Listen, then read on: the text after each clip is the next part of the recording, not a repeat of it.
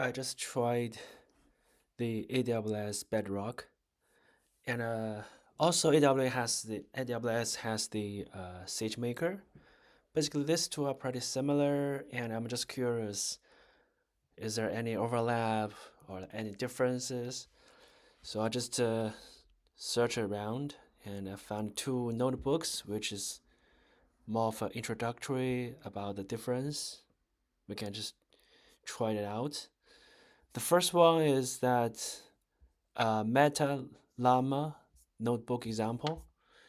I can show you that this one is just a demoing how to expose a SageMaker endpoint so you can query and make some inference requests.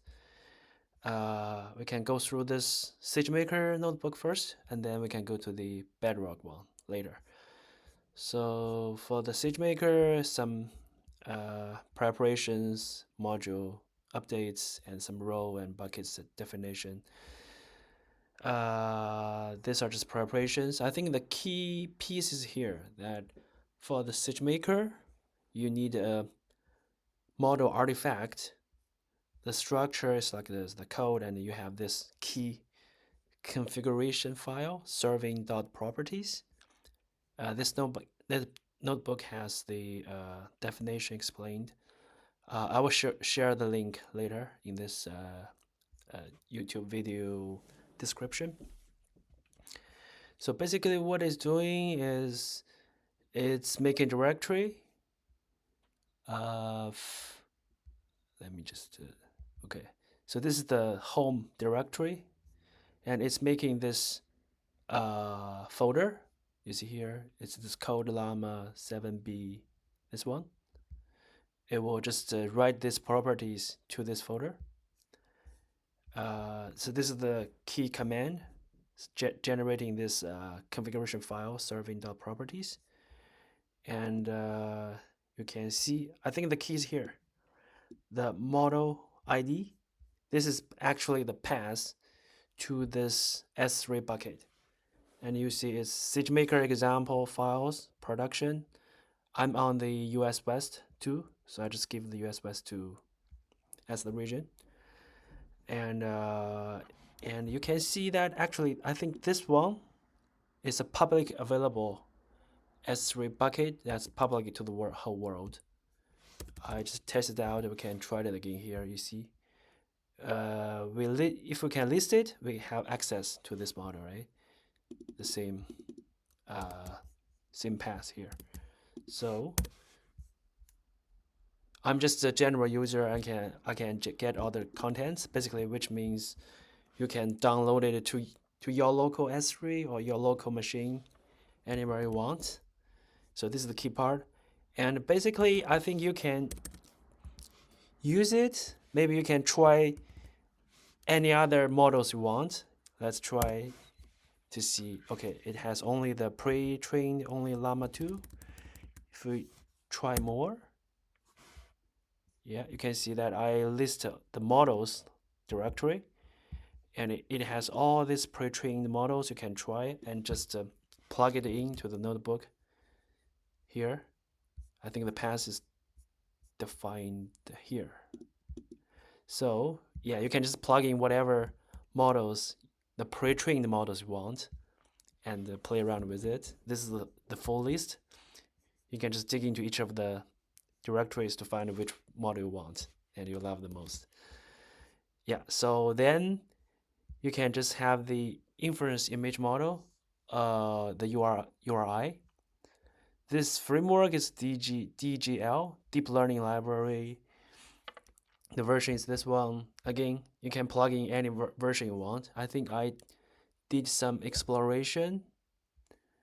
I think it's here. If you go to the Deep Java library, the DGL, it has different versions. I think the most recent one is this 31.1.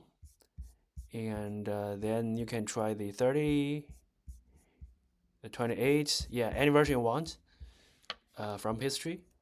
Just change the version here, it will work. And then the last thing is that you can just expose the endpoint. Basically, now you can see that it's creating this model. It will take a while, and it will create this endpoint that will be available for any client inferences and take all the requests. And amazingly, I think I waited for like 10 minutes or so. The endpoint is ready, and even tried to use like a Chinese character. It's also good. It's basically generating the English first, like I'm a newbie in this forum stuff, and it will translate that English into Chinese characters. That's the Unicode. Uh, yeah, so this is pretty much the SageMaker side of things, how you make a inference to the endpoint. And then we can switch to the Bedrock. This is another one, interesting. We can just go over this notebook. And also, let me switch to the directory. Again, I will share this link to this workshop later in the description. So this is basically the prerequisites, which has the basics, which I'm interested to know the difference of the endpoint. So again, this is just some preparations and client setup. Let's scroll to the key part. One is the invoke model. Basically, different models will have a slightly different request response schema, but more or less the same. So you can see it's Amazon, Titan, and it's cloud, but mostly they are very similar. Take the similar parameters like the p-value, top key, top p stuff. Here's example and explanations what it is. You can have a later reading. I want to scroll to the key part, which is the how to make the query or the request or inference to the endpoint.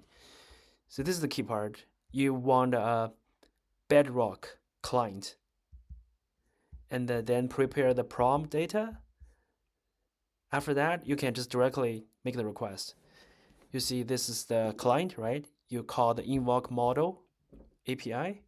You plug in the body, which has the prompt data and the model ID, and you will see the results. Basically, you just parse the response, get the body, and get the results, and parse the output.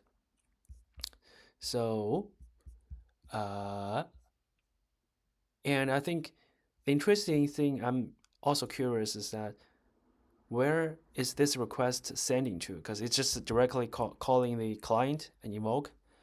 And I think it's calling the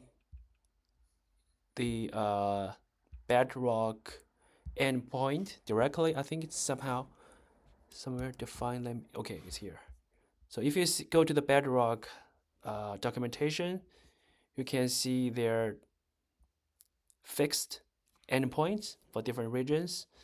I think for this Bedrock runtime client, when it's calling this one, it will directly by default calling the default endpoint in its own region. For example, this one's for different regions. So this is how the invoke or query or request is being sent out. So the response is returned. So if we compare this to the Sagemaker, it's invoking endpoint. It's giving the endpoint name and all the dump body, right? But in the Bedrock, I think it's have a nicer wrapper of the client. You can directly just call invoke model and get a response. But I think they are more or less the same. Yeah, so that's pretty much it. Pretty similar, but Bedrock is like a better wrapper. That's the conclusion. Okay, I think that's it. A quick video about this. Let's chat later.